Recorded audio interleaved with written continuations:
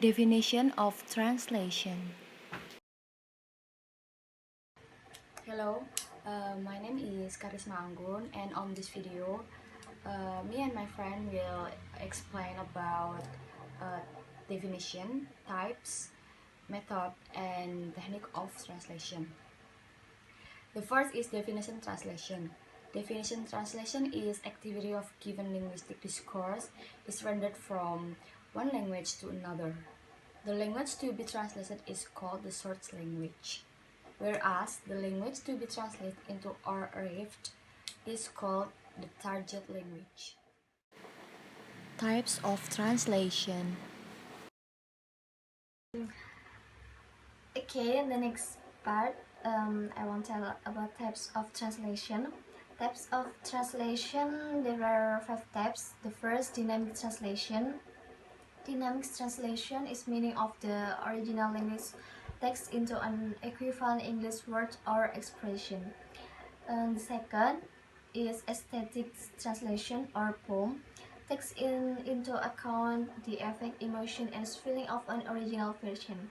And the third, this is a pragmatic or advertisement, in which the source language grammatical construction are converted to the most TL equivalents.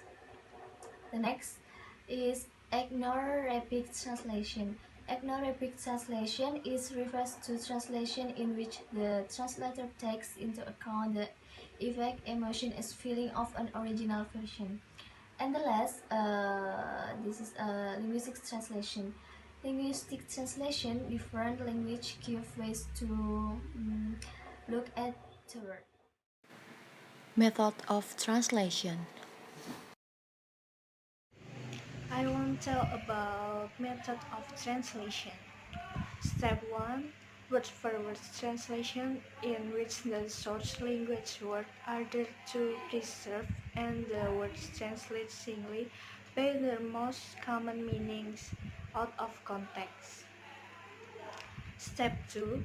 Literal translation, in which the source language grammatical construction is target language equivalence, but the lexical words are again translated singly out of context. Step 3. Faithful translation, in attempts to produce the precise contextual meaning of the original within the constraints of the target language grammatical structure. Step 4. Semantic translation, which differs from faithful translation only in as far as it must take more account of the aesthetic value of the source language text. Step 5.